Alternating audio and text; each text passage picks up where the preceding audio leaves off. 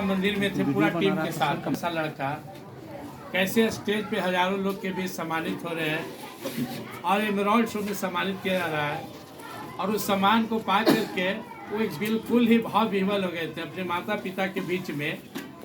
उस समय 1.5 लाख रुपया के पेमेंट पे थे, और वो छोटा से लड़का, आज भी लड़का ही जवानी हमारे आदरणीय सर्वनेश सर थे। वो इवेंट हमें अभी याद है, बहुत ही शानदार पल था। जीवन में कुछ ऐसे डिसीजन होते हैं जो हमारे लाइफ को बदल देते हैं, और बहुत बार हम उस डिसीजन से चूक जाते हैं तो फिर हमारा लाइफ भी बदल जाता है। सबको जीवन में अपॉर्चुनिटी मिलती है, भगवान ने सबको वक्त दिया 24 आवर्स, और बहुत बार अवसर दिया, और हम अगर उस अवसर का पहचान कर लेते हैं। हम लोग के बीच में आज से 10-12 साल पहले एक महिला आई थी जहानाबाद, सिलाई करती थी, दिल्ली में नाम भूल गए, सुशीला पनवार, जो अपनी जीवनी सुनाई थी कि मैं कैसे गरीबी में जीवन जीती थी, सिलाई करके परिवार पालती थी, और मैं भी इसमें आया, और उस समय वो अच्छे पोस्ट पे थी, अच्छे पैसा कमा रही थी। तो 2-3 बातें मैं रखूंगा यहाँ पे, समय नहीं सर बहुत अच्छा समझा है। उसके पहले मुझे एक कहानी याद आ रहा है, गिरजाओं को देखकर याद आ गया। मेरे गांव में एक भोला राम जी रहते थे, अभी बूढ़ा हो गया। भोला राम जी को एक कंबल बहुत प्यारा था, हमेशा वो कंबल साथ में रखते थे। एक बार जाड़ा के दिन में कहीं जा रहे थे, स्टेशन पे उस कंबल को लेके उड़कर बैठे हुए थे। 2 मिनट के लिए अलग हटे तो उनका कंबल एगो चोर लेके भाग गया। तो देखे कि चोर जा रहा तो उसको पीछा किए, खदेड़े। चोर आगे बढ़ गया तो देखी कि आगे एक थाना लिखा हुआ है, पुलिस स्टेशन, तो उसमें घुस गए। चोर जाकर कम्बल खोला तो देखा 8-10 जगह से फटा हुआ है, छेद है। सोचा कि कम्बल भी चुरा है, फटा, और वो आदमी कैसा कि कम्बल के लिए थाना में जा रहा, वो पीछे से आ रहा था। भोला राम जी गए, बड़ाऊ बैठल थे, थाना प्रभारी बोले कि रपट लिखवा दिए। लिखवाइए। बोले अभी मेरा कुछ सामान चोरी हो गया, मेरा तोशक चोरी हो गया, रजाई चोरी हो गया, तकिया चोरी हो गया, मेरा छाता चोरी हो गया, मेरा कोट पैंट चोरी हो गया। आप कुछ बोल ही रहते कि चोर कबल पटक दिया। क्या महाराज शर्म नहीं लगता, झूठ बोलते? बोले हाँ यही तो था। बड़ा बोले यही सामान था, तो हाँ, तो तुम इतने सारे नाम लिखवा रहे हो? बोले मैंने कोई गलत नहीं लिखवाया, जब इसे लपेट लेता हूँ तो मेरा कोट पैंट हो जाता है, बिछा देता हूँ तो मेरा तोशक, ओढ़ लिया तो रजाई, सिर तक रख लिया तो तकिया। मैं तो इसका उपयोगिता लिखवा रहा हूँ। वैसे ही आज के युग में, इस समय में, सुख का नाम ले, शांति, प्रतिष्ठा, मान सम्मान, और पति अरबपति, ऊपर के जनरेशन, नीचे के जनरेशन, सबको एक साथ एक बार में ठीक करना चाहते तो एक ही नाम है आरसीएस। सब जितना भी प्रॉब्लम है इकोनॉमिकल, चाहे वो पैसे की बात हो, एक बढ़िया जॉब की बात हो, अपनी जॉब की बात हो, या फिर हजारों लोग को जॉब देने की बात हो, आप जिसको भी ला करके 2 पैसा कमाने का अवसर दे रहे हैं, जो भी सिस्टम में आकर पैसा कमा रहा है, उसके लिए आप जॉब क्रिएटर बन रहे हैं। तो सर ने बहुत बड़ा बात कहा यहाँ पे कि हमारे अंदर जो माथा में बैठा हुआ है कि हम पढ़ेंगे नौकरी, और फिर नौकरी नहीं मिलता है तो हम बहुत नर्वस हो जाते हैं। तो अभी से हम सबको प्रैक्टिस करना है। मैं अपने स्टूडेंट्स को बोला कि अपने अपने पापा मम्मी के नाम से के कोड ले लो, कुछ लोग लिया भी, आप केवल खरीदारी करो। जिस दिन अब खूब तैयारी करो, खूब पढ़ो लिखो, जो तुम्हारा टारगेट है, डॉक्टर, इंजीनियर, कलेक्टर जो बनना है, बढ़िया बनो। लेकिन अगर भगवान न करे तुम्हें कोई ऑप्शन न मिले तो ये ऑप्शन जिंदा हो जाएगा। मैंने भी तो यही किया। सर हमारे पास आए, सर के साथ, सर का भी प्रिय, हमारे प्रिय आदरणीय सुजीत सर, एक जोरदार ताली लगाएंगे।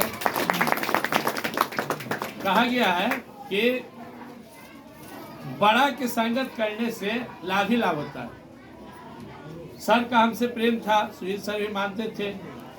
आरसीएम 2 पार्ट, जब पार्ट 2 शुरू हुआ तो नंबर सर का मेरा मिस कर गया था।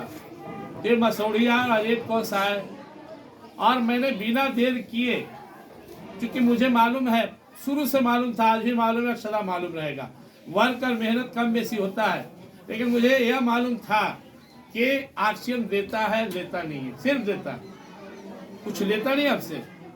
सर आए, उस समय अपना नया एक स्कूल पटना सेंट्रल स्कूल शुरू करने जा रहा था, तो अंदर से तो थोड़ा उधर ही था।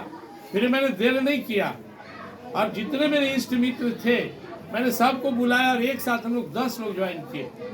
मैं थोड़ा सा स्कूल में व्यस्त हो गया, उधर उधर भी रहा और सुशील सर को शुरू से सपोर्ट करते रहा।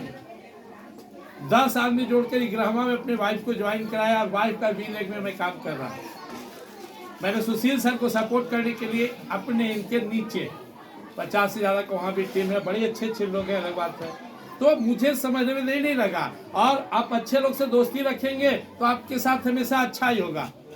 अभी आरसीएम आप मानकर चलिए मसौड़ी में इस 2023 के जनवरी से अब अंगड़ाई लेकर खड़ा हो रहा है। अब तक आरसीएम संघर्ष स्थिति में था, लेकिन अब नजर आना शुरू हो गया। और आरसीएम की सबसे बड़ी ताकत से बैठी माँ बहनें, ये लोग जब इसमें आ गए ना तो अभी नहीं रुकने वाला है।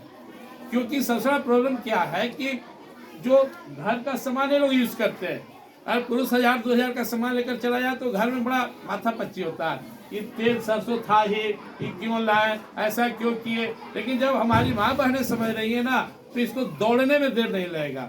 इसलिए मैं लास्ट में यही कहूँगा आप सभी से, एक लाइन और बोलूँगा, यहाँ पे पर डे गीता का क्लास होता है, तब फिर हम लोग पढ़ाई शुरू करते हैं। 10 मिनट का गीता क्लास होता है। कल का श्लोक था, व्यवसाय तुमिका बुद्धि एक कुनंदना बहुत साकरण तास बुद्धि व्यवसायी नाम। भगवद गीता 2 अध्याय का 40वां श्लोक है। अर्जुन से भगवान बोले कैसे होगा, भूल जाओ। कोई बच्चा का टारगेट हमको डीएम बनना है, किसी का टारगेट हमको माउंट एवरेस्ट पर चढ़ना है, किसी का इसमें टारगेट है मुझे सफायर बनना है। कैसे बनेगा, ये दूसरा परत है उसका, पहला नहीं। पहला परत है इसका, इतना संकल्प ले लो अपने अंदर, इतनी आग भर लो कि या तो वो प्राप्त करे और नहीं तो दूसरा कोई विकल्प नहीं है। हम लोग पहले ही भी इसको विकल्प ढूंढ लेते हैं। एक हम लोग के थे जो बोलते थे ठान लिया तो समझ हो गया कि ना भूल गए। तो यही बात भगवान, हाँ राकेश सर, वो बड़ा अच्छा उनका ऑडियो था, सुनना है।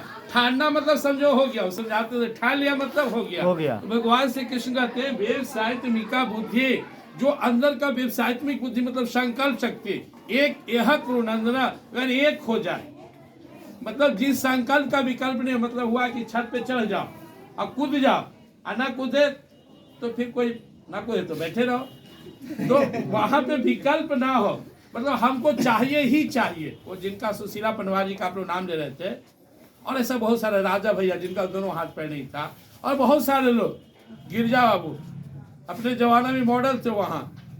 तो कैसे होगा ये आप भूल जाइए। आप ये सबसे इसमें साधारण नारी, कम पढ़ा लिखा ढूंढ लीजिए, सबसे साधारण व्यक्ति को ढूंढ लीजिए जो एकदम कम पढ़े लिखे हैं, कम बोलते हैं, कम निकलते हैं। अगर उनके अंदर आग केवल लग जाए तो मुझे बस प्राप्त करना है, प्राप्त करना है, तो प्राप्त कर लेंगे। ये गीता का रहस्य है। और बरदराज का नाम हम लोग सुनते हैं, जो बहुत भारी हिंदी व्याकरण संस्कृत व्याकरण के पांडित्य ग्रहण किए। वो इतना भोंद थे कि 12 साल एक क्लास में रह गए। गुरुजी भगा दी, भाग तो नहीं पड़ेगा। चले जा रहे थे एकदम खीस में कि कुएं में कूदेंगे जाके। कुआं देखे तो सोचे पहले पानी पी लेते इसमें कूदेंगे।